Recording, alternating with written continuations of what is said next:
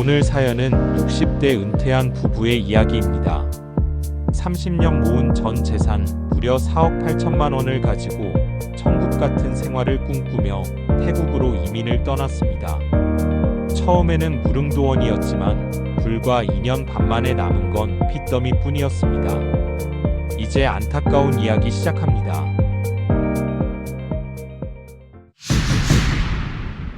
일장 마지막 선택.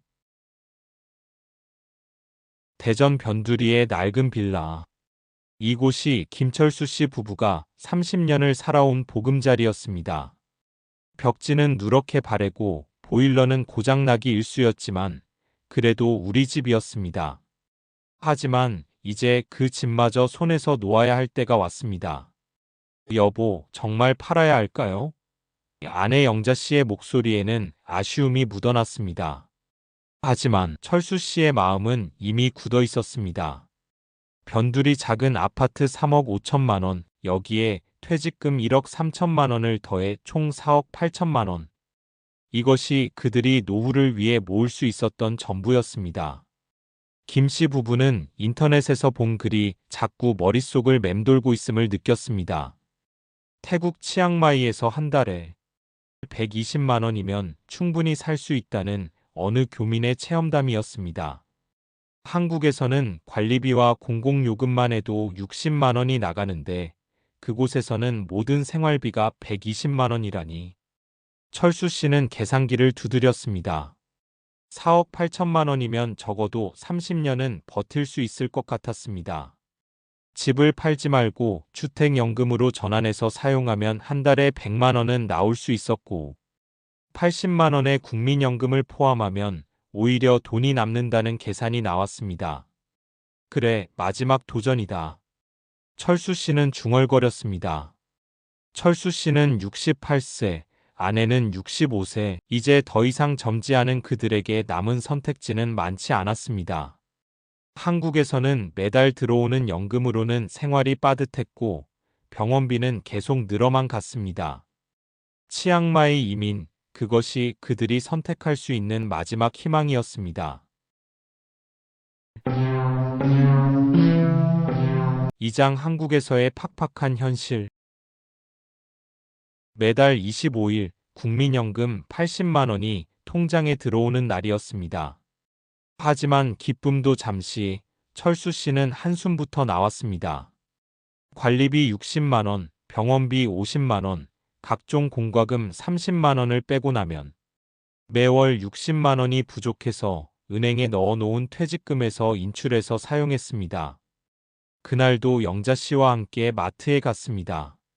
장보기가 이렇게 고역일 줄 몰랐습니다. 사과 한 봉지를 집었다가 가격표를 보고는 다시 내려놓았습니다. 10,000원이라는 숫자가 너무 부담스러웠습니다. 영자 씨는 아무 말 하지 않았지만 그 표정에서 철수 씨는 모든 것을 읽을 수 있었습니다. 여보, 우리 이대로는 안 되겠어요. 집으로 돌아오는 길에 영자 씨가 조심스럽게 말했습니다. 매달 이런 식으로 살면 우리 언제까지 버틸 수 있을까요? 철수 씨도 같은 생각이었습니다. 병원에 갈 때마다 늘어나는 진료비, 약가, 그리고 매년 오르는 물가. 연금만으로는 도저히 감당할 수 없는 현실이었습니다. 특히 영자 씨의 당뇨약 값만 해도 한 달에 15만 원이 들어갔습니다. 보험이 적용되어도 이 정도인데 나중에 더 큰 병이라도 생기면 어떻게 해야 할지 막막했습니다. 그때 인터넷에서 본 치앙마이 이야기가 다시 떠올랐습니다. 그곳에서는 병원비도 저렴하다고 했습니다. 이제 정말 결단을 내려야 할 때였습니다. 낯선 땅, 새로운 희망. 치앙마이 공항에 내린 순간 따뜻한 바람이 그들을 맞아주었습니다. 5월의 한국은 아직 쌀쌀했지만 이곳은 반팔을 입어도 될 만큼 포근했습니다. 공항에서 나와 택시를 타고 시내로 향하는 길, 창밖으로 보이는 풍경이 신기했습니다. 야자수와 사원, 그리고 여유롭게 걸어가는 사람들. 미리 구해둔 콘도에 도착했을 때 두 사람은 깜짝 놀랐습니다. 한 달 렌트비가 40만 원인데 수영장과 헬스장이 딸린 깔끔한 원룸이었습니다. 한국에서 이런 시설을 이용하려면 하루에 20만 원은 좋게 들어갈 텐데 말입니다. 여보, 정말 이 가격이 맞나요? 영자 씨가 놀라워했습니다. 부동산 에이전트는 웃으며 고개를 끄덕였습니다. 심지어 전기세와 수도세도 한국의 절반 수준이었습니다. 저녁을 먹으러 나간 식당에서도 놀라운 일이 계속됐습니다.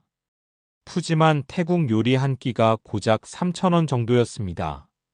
첫날 밤 침대에 누워 영자 씨가 말했습니다. 여보, 이제 우리도 새 출발이야. 창문 너머로 들려오는 이국적인 소리들, 따뜻한 방 공기, 그리고 무엇보다 돈 걱정 없이 하루를 보낸다는 안도감. 처음 며칠은 정말 천국 같았습니다. 20년 만에 처음으로 마음 편히 잠들 수 있었습니다. 사장 꿈 같은 적응기. 한 달이 지나자 그들의 생활 패턴이 잡히기 시작했습니다. 아침에는 콘도 수영장에서 수영을, 오후에는 근처 카페에서 커피를 마시며 여유로운 시간을 보냈습니다. 무엇보다 놀라운 것은 생활비였습니다. 식비는 한국의 3분의 1 수준, 병원비는 절반도 안 되었습니다. 영자 씨의 당뇨 검사를 받으러 간 병원에서 받은 청구서를 보고 두 사람은 서로 얼굴을 쳐다봤습니다. 한국에서 50만 원 들던 검사와 약값이 고작 5만 원이었습니다. 여보, 우리가 꿈을 꾸고 있는 건 아니죠? 영자 씨가 믿을 수 없다는 듯 물었습니다. 더욱 든든한 것은 한국인 교민 공동체였습니다. 작은 교회를 통해 만난 사람들은 모두 따뜻하게 그들을 맞아주었습니다.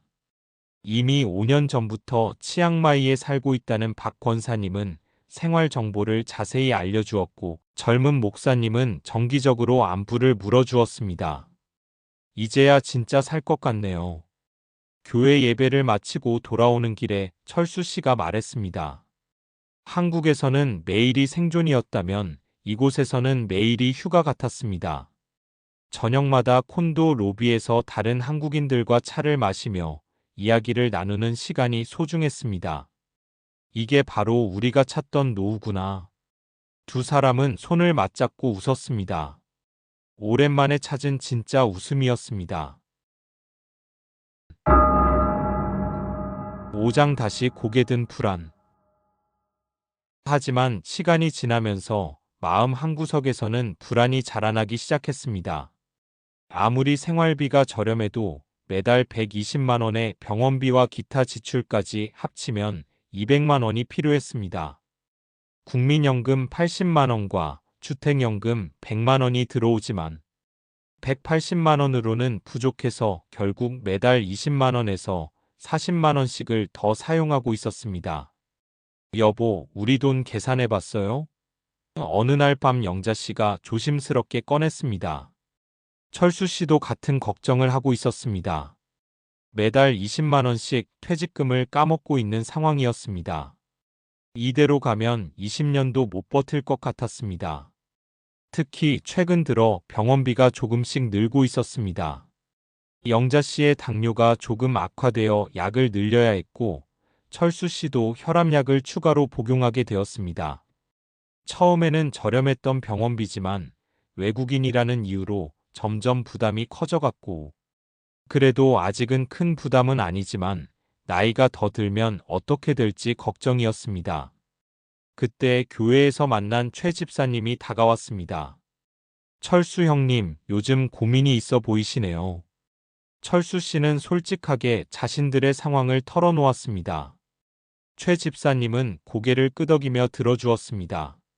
형님, 그럼 뭔가 소득을 만들어 보시는 게 어때요? 저희가 알기로는 한국 분식 장사가 꽤 괜찮던데요. 분식 장사요? 철수 씨는 놀랐습니다. 자신들 같은 나이에 사업을 한다는 것이 가능할까 의문이었습니다. 하지만 최 집사님의 설명을 들어보니 그럴듯했습니다. 초기 투자 비용도 많이 안 들고 교민들과 유학생들이 손님이 되니까 안정적이에요. 한번 생각해 보세요. 6장 분식집의 반짝 성공. 2달의 고민 끝에 철수 씨 부부는 결심했습니다. 최 집사님의 소개로 대학가 근처에 작은 분식집을 차리기로 한 것입니다. 임대료는 한 달에 30만 원, 인테리어와 장비까지 합쳐 총 3천만 원이 들어갔습니다. 필요한 자금은 주택연금에서 미거주 조건으로 인한 해지를 했고, 지금까지 받은 연금액과 이자를 제하고 일시금으로 받아 마련한 자금으로 시작했습니다.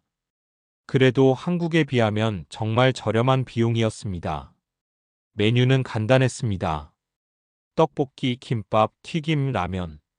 한국에서 아무나 만들 수 있는 음식들이지만 이곳에서는 그리운 고향 맛이었습니다. 개업 첫날부터 줄이 섰습니다.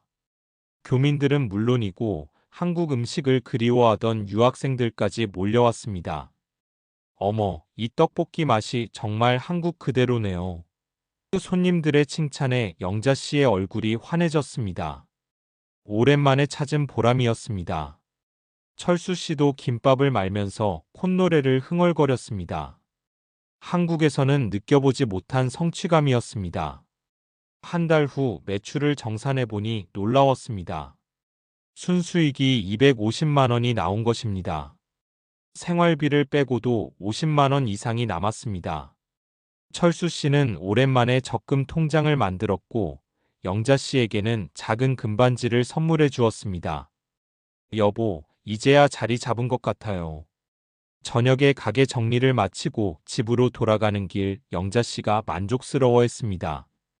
철수 씨도 고개를 끄덕였습니다. 그래, 이제 정말 안정적으로 살 수 있을 것 같다. 두 사람은 손을 맞잡고 천천히 집으로 향했습니다. 미래에 대한 희망이 다시 생겨났습니다. 7장 무너지는 기반. 하지만 행복은 오래가지 않았습니다. 개업 6개월 후 가게 맞은편에 대형 프랜차이즈 카페가 들어서기 시작했습니다. 공사가 시작되면서부터 손님들의 발길이 뜸해졌습니다. 그리고 카페가 문을 연 후에는 상황이 더욱 심각해졌습니다. 새로 생긴 카페는 한국 음식도 함께 판매했습니다. 그것도 더 저렴한 가격에 더 좋은 시설에서 말입니다. 철수 씨 부부의 작은 분식집으로 오던 젊은 손님들이 하나둘씩 그곳으로 옮겨갔습니다. 한 달 매출이 절반으로 떨어졌습니다. 설상가상으로 환율까지 급등했습니다. 한국에서 보내는 돈의 가치가 떨어지면서 생활비 부담이 늘어났습니다. 그런데 더 큰 문제가 기다리고 있었습니다. 현지 세무서에서 갑자기 과징금 고지서가 날아온 것입니다. 사업자 등록 과정에서 실수가 있었다며 800만 원을 내라는 것이었습니다. 가장 큰 충격은 동업자의 잠적이었습니다. 가게 운영에 도움을 주겠다며 나타났던 최 집사님이 어느 날 갑자기 연락이 두절되었습니다. 알고 보니 그는 여러 교민들로부터 돈을 빌린 상태였고 모든 것을 정리하고 다른 도시로 떠난 것이었습니다. 결국 철수 씨 부부는 가게 문을 닫을 수밖에 없었습니다. 임대료 연체, 직원 월급, 그리고 각종 미납금까지 3천만 원으로 시작한 사업에서 9천만 원의 빚만 남겨두고 말았습니다. 꿈 같던 성공은 불과 6개월 만에 악몽으로 바뀌었습니다. 이제 그들에게 남은 것은 절망뿐이었습니다. 8장 빈손으로 다시 귀국하다. 태국으로 출국할 때는 캐리어 3개에 희망을 가득 담았었습니다. 하지만 귀국할 때는 손가방 하나가 전부였습니다. 치앙마이에서의 2년 반 그들이 평생 모은 돈 4억 8천만 원이 모두 사라졌습니다. 집도 사업도 꿈도 모든 것을 잃었습니다. 인천공항에 도착한 순간 현실이 무겁게 다가왔습니다. 갈 곳이 없었습니다. 주택연금을 해지하고 팔았던 집은 이미 다른 사람이 살고 있었고 친척들에게는 차마 연락하기 어려웠습니다. 결국 서울역 근처 고시원에 방을 구했습니다. 보증금 20만 원, 월세 30만 원짜리 3평 남짓한 방이었습니다. 고시원 복도에서 만난 다른 거주자들을 보니 마음이 더욱 착잡했습니다. 대부분 40대, 50대 남성들이었는데 사연을 들어보니 사업, 실패나 이혼 등으로 이곳에 머물게 된 사람들이었습니다. 70이 넘은 나이에 이런 곳에서 살게 될 줄은 꿈에도 몰랐습니다. 영자 씨는 매일 울었습니다. 여보, 우리가 너무 욕심을 부렸나 봐요. 하지만 철수 씨는 더 이상 위로할 말이 없었습니다. 자신의 판단착오로 아내까지 이런 고생을 시키고 있다는 자책감이 그를 짓눌렀습니다. 유일한 수입은 국민연금 80만 원 뿐이었습니다. 지금 두 사람은 생계비 지원을 받으며 하루하루 버티고 있습니다. 가끔 교회에서 나눠주는 도시락으로 끼니를 해결할 때도 있습니다. 치앙마이에서 수영장이 있는 콘도에 살았던 것이 마치 꿈 같습니다. 철수 씨는 마지막으로 말했습니다. 노후는 실험대가 아닙니다. 한 번의 착각이 모든 걸 빼앗아갑니다. 절대 함부로 도전하지 마세요. 라고. 이번 이야기는 어떠셨나요? 은퇴 후 해외 이민 여러분은 어떻게 생각하시나요? 댓글로 여러분의 의견을 들려주세요. 그리고 더 많은 이야기를 원하신다면 구독과 좋아요 부탁드립니다.